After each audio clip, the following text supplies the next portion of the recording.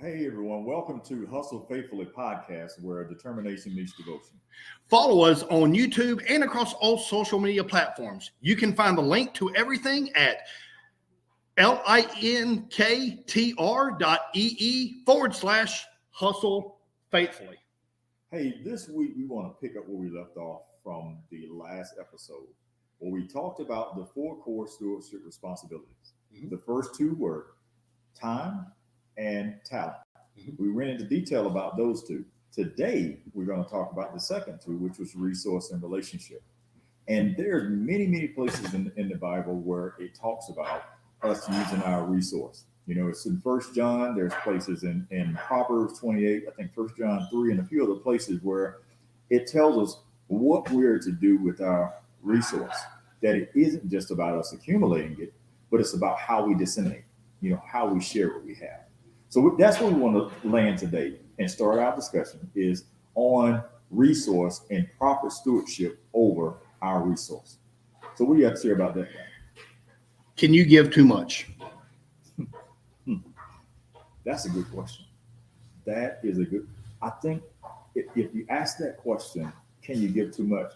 I think if you give without wisdom, you can't. I think if giving is something we're supposed to do, but I think the guardrails that when it comes to giving, because you can give out of a good place but give wrong, is by being led. Like me, we're Christians. I have to allow, because this used to be, and I'm going to use an example, this used to be a bad thing for me, and I'm glad you asked me that question because I was the right one to ask. I used to give to my detriment all the time, of myself, of my time, of my resource, and everything that I had. I'd give and give and give to the point where it left me and my home in a bad spot. And it came out of a good place. Now, the good part is I had the heart to give. The bad thing is a lot of the giving in excess was to please people. So there was no boundaries there. So I give to the point of detriment. So I think when we're doing it and we have these resources that are not simply for us, that we're giving these resources so that we can give to other people, but to allow God to guide us in doing so. The most interesting concept to resources, where my personal view changed about what the word resources means, was many years ago. I was at a Chick-fil-A restaurant. Truett Cathy was there as well. He is the owner of Chick-fil-A. Him and his brother started the company back in 1946 here in Atlanta, Georgia. To hear Truett Cathy speak was incredible. He was a genuinely amazing storyteller. Now, at the time, he was the wealthiest person that I had ever been in the presence of. And to hear him speak, he never one time said the word money. Everything was always resources. Now, when I went there, I know that I was going to be around one of the world's billionaires. And I knew he was going to talk about money. Yet the word never came out of his mouth. He said resources. And that really got my mind going. I was intrigued. I was mesmerized. And I looked at it and I said, okay, so what is this? Even when he was referring to money, he would say resources. But it got my mind thinking, resources is so much larger than just money. You give your resources. What are other types of resources that you can give, taking money out of the equation? Well, one of the resources that we do have, once again, we talked about on the last episode, is the resource of our time. That is a resource. Absolutely. Now, once again, it's not an endless resource, but it is one that we possess. We possess that, and it's up to us to decide where we dispense it. Because these things that we're talking about, these four core stewardship responsibilities, they're interconnected, they're interdependent of one another. They all go together. That's why when you have all these things in place, your life works so much better because you get these stewardship principles right. So when you talk about resource, it extends far beyond just my financial resource. It's a resource in knowledge. What can I impart to someone in knowledge? Not just the things I say, but what I do. Because you're more likely to do what I do than to do what I say. So it's that part of it, the investment in time, but an investment in knowledge in your life and in those that are around. How do you accumulate wealth? Well, one of the ways you accumulate wealth, and one of the biggest things, is to have the knowledge to get it. Yeah. You said knowledge is resource. Knowledge is so valuable. Mm-hmm. You've got your time. You've got your knowledge. You've got your experiences. That's a resource. Oh. I have owned a commercial services business for 20 years now. Mm-hmm. And one of the big things is I can go out and I can clean the exterior of somebody's home, depending on the size of the home, of course, in 45 minutes, let's just say. Mm-hmm. Whereas if that homeowner was to go out there, and I saw this in my old neighborhood, the people across the street would clean their own home. Mm-hmm. It was hysterical to me one day. I went out and I actually cleaned several homes in my own neighborhood at the same day that the person across the street was cleaning their home. Right. I cleaned 3 or 4 homes. I came back and he was still on the first side of his house. Mm-hmm. The experience is the resource there. Yeah. Then you say, so why do you charge when it's only going to take you 45 minutes? Because it would take you 4 hours. Yeah. That's where that resource comes in at. The experience of doing something, whether it's job related or whether it's just life in general, the experience is where the resource really comes from. That's where you really grow. That's where you really get everything from, is that knowledge and that experience. Yeah. So there are resources that far outweigh money as a resource. There are. And one other aspect of just being able to give it is, how do you handle it? How do you hold resource? Do you hold resource in the sense that you overvalue the resource that you have to the point where that resource is more valuable than the people and the relationships that the resource should benefit? Because you got people who value money over people. Mm-hmm. That's not the right way to steward over resource, because there's a certain contentment and gratitude we should have. And then us being able to do that, it allows us to be in a place where our integrity is such that we don't misuse these resources for selfish gain, right, and to do things with other people that we shouldn't do. There's certain things that I can talk about that people do that have resource that impact the lives of other people negatively, where they have the ability to actually change people's lives for the better, but they use resource in order to hurt people and to change it for the worse. Give an example. Well, there's people that we've seen in the news over the last year, over the last few years, unfortunately, where people in power positions of abundant resource, have used those who needed or depended on them and used that money to abuse them in different ways. Mm-hmm. Sexual has been one of the ways in the movie industry, where you're seeing a lot of these big producers and directors and all these people that have come under scrutiny and have been engaged in various litigations and so forth, because of some of the things that they say allegedly have happened, but everybody is wrong. Where people have been in positions of power, they have the resource, and they've lost the integrity because they feel like they can buy people with their money. Mm-hmm. So they use that for selfish gain. And instead of benefiting those people that were looking at them, and they looked at those people as if they were a ray of hope for them. Someone who's in a hopeless or destitute situation, where they're looking at someone and they're trusting them to guide them and lead them and give them the resource of their knowledge and their time and in this situation, maybe their money. But instead, they wielded this money like an axe and its power like an axe. So instead of watering the tree so it will grow, they used it to chop it down. And they would kill somebody's hopes and kill somebody's dreams. And this stuff has been made public because it's happened in such a wide group of people that this is happening. It's been so public, and it's been talked about so frequently that there's other people in different places that wouldn't have talked about it before that started to talk about it, because you realize money corrupts people, not because money in of itself is evil, but because the way people perceive it and see it and wield it, it becomes evil for that person because they use it for things that tear people down rather than build people up. So that's one of the examples. There are many of them that have been public that we could see where a resource was used to the detriment of others. You said two very interesting words just then. Mm-hmm. You said hopes and dreams. Now we're talking about resources. Mm-hmm.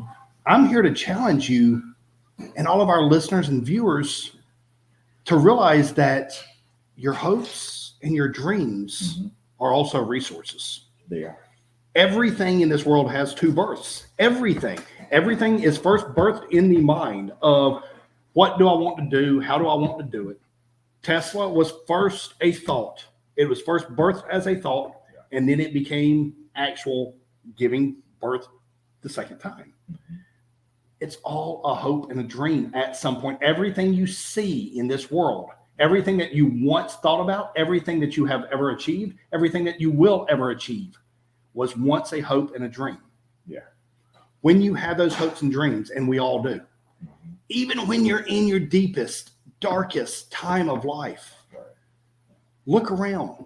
There's a hope there somewhere. There's a dream there somewhere. It may be hard to find it. Yeah. You may have to go through a huge unearthing process to find it, depending on the situation in your life. Right. Yet when you dig and you look, it's there. Mm-hmm. And that's where that is a huge resource that you have. You start with that resource, and out of that, you will give birth to other things. Yeah. Yeah. You know, if your hope and dream is to one day own your own business, if your hope and dream is to one day manage a facility, Right. that first birth in the hope and the dream, man, don't ever let that go. Right. Hold on to it. That is where you will learn, grow, and prosper. Yeah. Hold on to it. That's one of the biggest resources that you will ever have. Yeah. Are your hopes and your dreams. Yeah. I believe in you. Whatever you're going through, Mm-hmm. keep pushing. Yeah. Life gets hard at times. Life gets really hard at times. We don't know what you're going through right now. It may be the best time of your life. It may be the most challenging time of your life. But keep pushing. Never stop. Consistency is key with everything. Keep pushing. Keep going. You'll get there. Yeah. You absolutely will, especially if you keep perspective. You know, we talk about gratitude is currency, especially as a believer. If you lose gratitude for the things that God has given you, it can be taken away from you. Mm-hmm. We read a scripture in Matthew last episode. I think it's Matthew 25:29 that talked about those things can be taken away. If you begin to think, and I think one of our guests, during one of the events that we've been to with him, he mentioned, it's Kelly, he mentioned how when he got to where he began to think that it was him, God reminded him, it wasn't you, Right. that it was God. And that allowed him, because he was able to keep perspective, understood this isn't just me. It isn't me doing this. It's God doing this through me because I give him access to my Right. life. That's right. You know, and so understanding that, hey, even though I'm here and I'm the face, people see me, I should be a reflection of what God is doing in me and what he intends to do through me. Because he's dispensing parts of himself through my life. Because he's giving me these gifts and talents, not simply for myself, not for them to stagnate inside of me where I do nothing with them, where I don't invest my time. I don't invest in my talents. And then now I don't get to invest and use the resource he's given me that glorifies him. You know, I'm responsible for this. So I can't lose sight of the source while I'm being resourced, because I'm only resourcing what he's already sourced. Mm-hmm. But does it die in me? It never becomes a source for anybody else because I don't redistribute it, you know, which is how it becomes a resource. Because if I'm holding on to it and no one gets it, I didn't redistribute it. So it's not actually a resource. You know, it's nothing to them. But so it becomes a resource when I dispense it. So being able to understand that and remember that, hey, this isn't about me. What I'm doing, this is to glorify God. And this is supposed to be something that benefits those that are around us. That's right. And, you know, your resources, like you were just saying, there's a source somewhere. You're not the source of it. That is why it's called resource. Yeah. Because it's coming through you. Yes, it sir. came from somebody else to you. Mm-hmm. Now it's time to go from you to someone else. Yeah. You don't gain wisdom. You don't gain knowledge. You don't gain experiences to hold them to yourself. Right. You gain all of those to pass them to someone else. Mm-hmm. but that's going to make me weaker. No, that's going to make you stronger. Right. Right. That's going to allow you to grow. You know, you're living in the overflow of what you're learning. You're living in the overflow of the knowledge that you have. Yeah. And people will want to get around you just to get what's fallen out of your cup. Yeah. Because you're so full. But here's the thing. You must invest in yourself. Yeah. Because anything that pours out continually, if it does not have something poured back in, it's going to go dry. Yeah. Yeah. You can get all the checkbooks that you want associated with your bank account and write out all the checks that you want, whether the money's there or not. It will go dry. Yeah. And then you'll have cops coming and looking for you. However, you keep putting money in. You keep putting resources in. You keep putting time in. You keep putting energy and effort into your dreams and your goals and your desires. They will come to fruition. Just keep going, no matter how long you say, but I've been going, and nothing is breaking until it does. How long will that take? How long will that be? Will it be today or tomorrow? We don't know. But what I can promise you is this: you give up today, it's dead. You give up today and it's over with. Keep pushing. You never know when your day is. And do not compare your life to someone else's. Do not compare your chapter 1 to someone else's chapter 100. They're doing the same thing. We're in the same business. Yet they're so much bigger. Look at what they poured in. You know, you don't see everything that it goes to build a business, to build a family, to build a career, to build whatever the situation is for you. You must stay steadfast. You must keep going for it and keep believing in it. And you have to make certain that when you're doing that, that's why it's so important to have a relationship with God. That's the next thing we get into is relationship. That's why a relationship is so important. Because you better have people around you that are able to tell you that you were talking about comparing to someone else and not doing so. Because you could compare your chapter 1 to their chapter 100. What if you wasn't even meant to have a chapter 1? You're in the wrong business. You're looking at their life and want their life so bad that you're taking their same route, and that was never the route you were intended to take. That you were not given those gifts and talents to be able to do that. So you're going to compare where you are to where they are, but you don't have the tools to do what they did. You're taking construction paper, trying to build a skyscraper. Those are not the right tools. That's not what you were meant to do. You have to take what you've been given and do what you've been told to do, and let God now take what he gave you, put his hands on it, and cause it to grow. Give it life. Breathe life into a dormant seed. Because you can't breathe life in it because you didn't give it to yourself. So it's like today, I updated my iPhone. You know, you saw it took a while for it to happen. I could not give me a package to update and upgrade my iPhone. Why? Because Apple did that. Apple did this. Apple put whatever is in here, and they're the only one that can breathe life to it. And anybody else's software, anybody else's information would not bring life to what Apple put in here. I needed Apple to do it. I couldn't even download it on my own. They had to put it in a place where it was accessible on my phone. Then I had to engage it. I had to interact with it. I had to participate in the upgrade and in the download. Same thing with God. God is giving you things. It's present, but you have to participate in the upgrade or the download. You give him access to it. They gave me access to it, so I was able to interact with it. God gave access to it, so I got to allow him to touch it and grow it. So the relationship, the first relationship in this discussion about relationship that we must invest in is a relationship with him. That's the first one. And that will help us with the other relationships that are necessary. Now, I don't want to take the floor and just run with it, because there's another part of the relationship that piggybacks off of what you said earlier about having so much poured into you and maybe not being able to handle all that's poured into you. Now, I'll let you take over, but if you want me to share that portion, I can share it. No, now. Go ahead. Okay. Relationships are so important, and investments in relationships and mentorship is so important, because you can have so much coming at you at one time, so much being poured in you at one time, that you don't necessarily have the ability or the capacity to stay positioned for it. It's like putting a cup in the sink and turning the water on full bore. The cup that's not big enough to contain all that's poured in it. You turn on full bore, and that water continue to flow in it at full power, and you get to a point where there's so much in it, the cup starts to want to move. It doesn't want to stay still because it's too much for the cup. But what you need when it comes to relationships is people around you that understand the dream. They see the vision. So what they do, these are the people that see the dream and see the vision of people that in relationship with, whether it's a mentor or someone else or a wife or whoever it is, they're close enough to the goal that they will hold you in position for everything that's being poured into you. So instead of you falling over or tipping over because of the weight of what's on you, where you got stress and there's just depression and all this stuff that overcomes you, they hold you in position so you don't tip over, you overflow. Mm-hmm.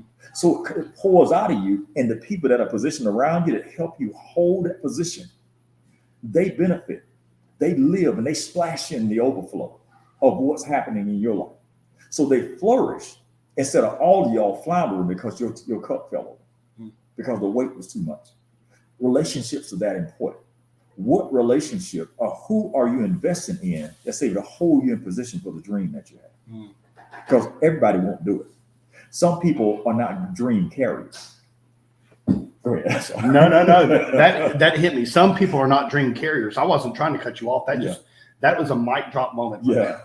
Some people are not dream carriers. You have to be very cautious of who you allow in your life. Yeah. You have to be very cautious of who you allow to pour into you. Mm-hmm. Relationships go so much deeper than your husband or your wife. Right. Relationship goes so much deeper than your children. Mm-hmm. Goes so much deeper than the people that you work with. Do you have dream carriers around you? Mm-hmm. Do you have people that will help pick you up and help support you? Right. Do you have people that when you make a move that you look back and you say, oh my God, how could I have been so crazy? How could I have been so stupid with what I was doing? They look at you and say, you don't know what you don't know. Right. It's a learning process. Mm-hmm. The relationships are everything in life. They are. Show me your 5 friends and I'll show you your future. Mm-hmm. Here's the beauty to it though. You can change it. You can.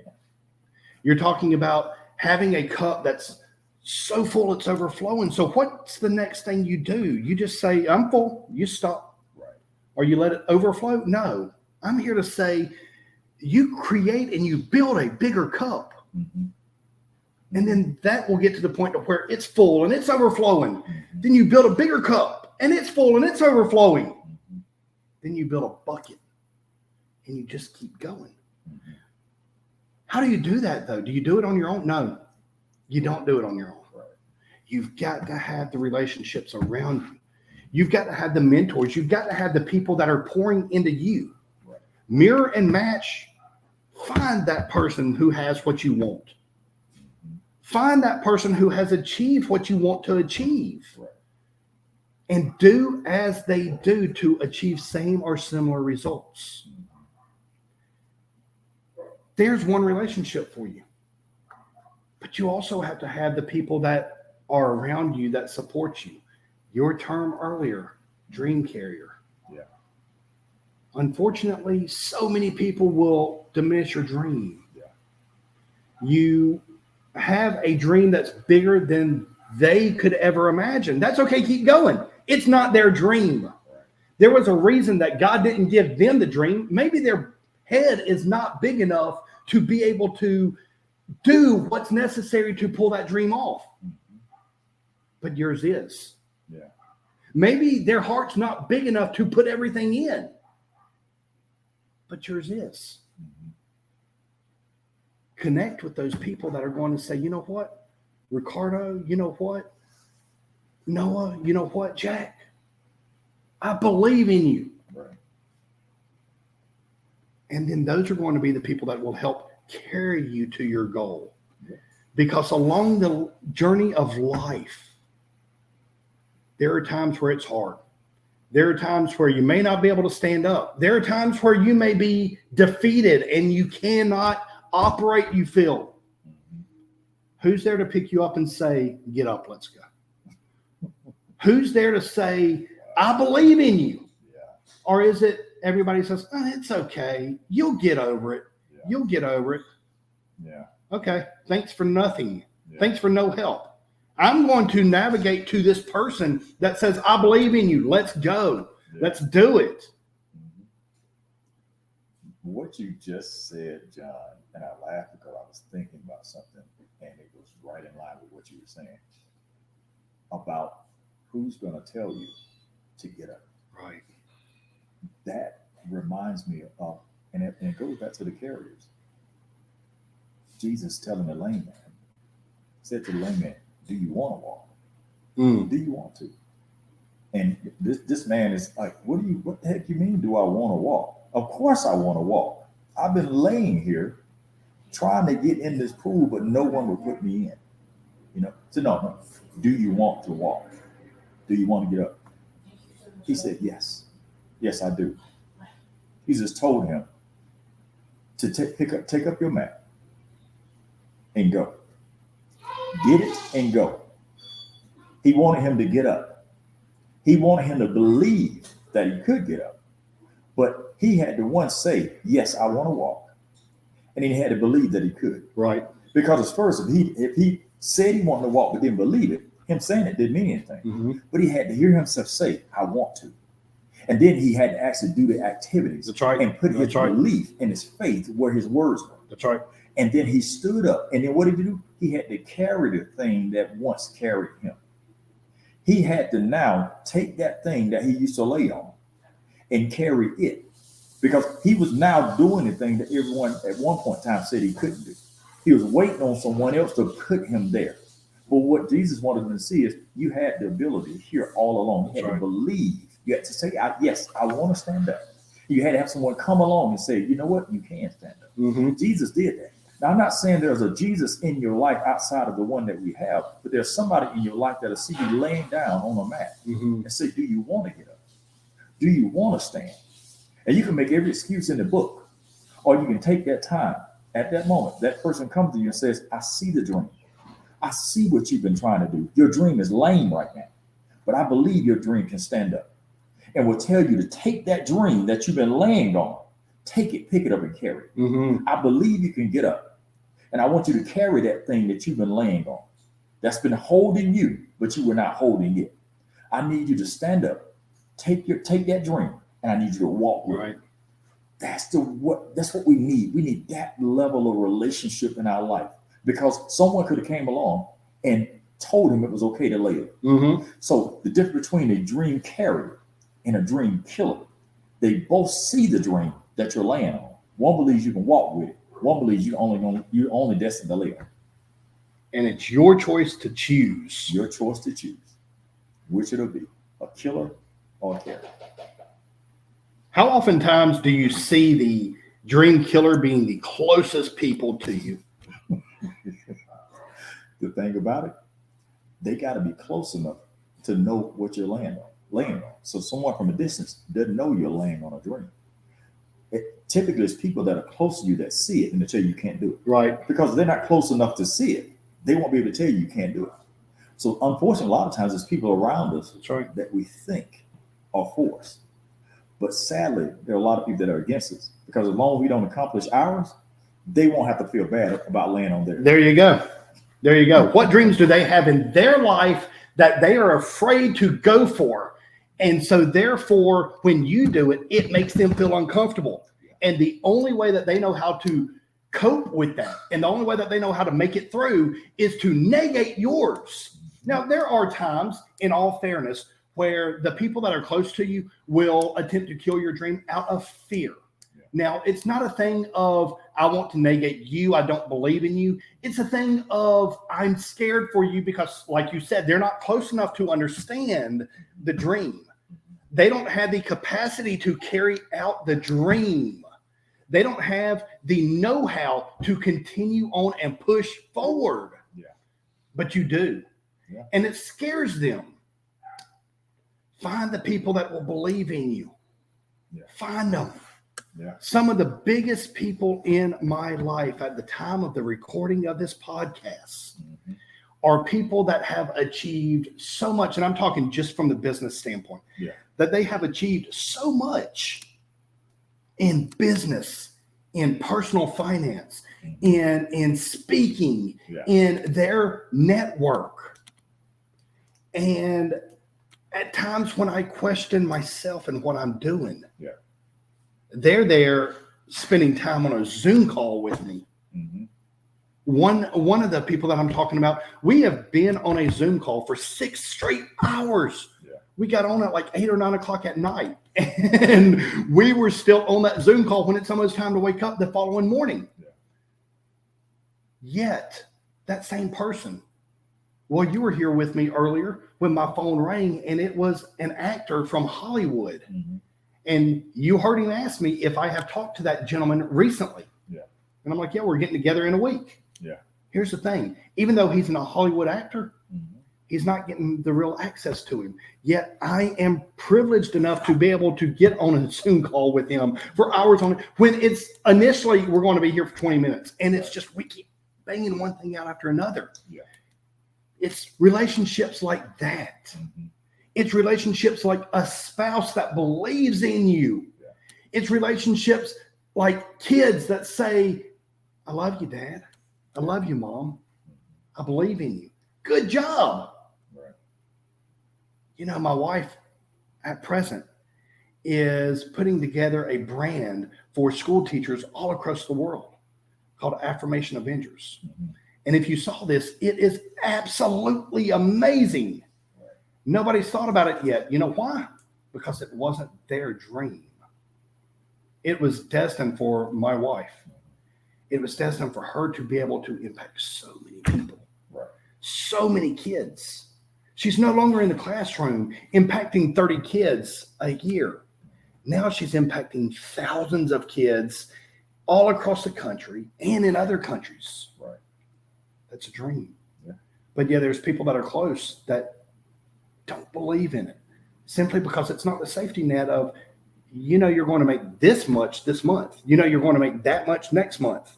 Right. Now it's a thing of up in the air. I make what I earn. And I understand that's scary to a lot of people. Is it scary to you as you're listening to this podcast? Is it scary to you to follow through with those dreams and put the resources that you have in place and the relationships that you have in place? Right. Because it's the relationships that are going to carry you through. Yeah, it is. It is. And guys, I hope that you've listened to what we've said here today, because the things we talk about, they aren't just for you, they're for us too. Right. Because there are real life things happening. We're just two guys on a podcast talking about real things. You know, things we've experienced, things we're presently experiencing, and things we hope to experience. And we're sharing these things with you because we want you to have the opportunity to do the same. That's why we talked about these 4 core stewardship responsibilities and how they are interconnected and interdependent. And now the order that we talked about, man, that just happens to be the order. But because they're interconnected, because they're interdependent on one another, either one of them could be the first one today, Right. or the fourth one tomorrow. But as long as you are investing in those and these things are priority and you're stewarding over these things, one will pour into the other. The right relationships create resource. The right resource will allow you to buy back time. You know, all these things are important. The relationships helps with talent. Talent produces resource. Resource allows you to now spend more time with your family. Like, it doesn't matter how you do it. All of these things are necessary. Sure. So we hope that everything that we talked about, that you guys understand that you can't do one without the other. Now, mind you, when I say can't, I don't mean you can't choose to. I'm saying that if you intend to succeed, you can't do one without the other. That's right. So we hope that these 2 episodes that we've had, the one last week and the one this week, that you will parse these 2 together and that you would take something from what we've said, and you would actually not just hear it, but you would take steps to apply these things to your life. And honestly, if you all have a comment, you all want to drop something in the comments, let us know how this process is going. Hey, I started looking at how I invest my time and stop spending it a certain way. You know, interact with us. Let us know so we can share some of these testimonies, some of these things that have happened in your life, because other people will want to know, you know what? These things are actually working for us. These things have actually helped us. And we're telling you guys they're helping us. So thank you all for joining us today on the Hustle Faithfully podcast. Absolutely. Remain blessed and unstoppable. Yes. We'll see you again next week. Yes, we will.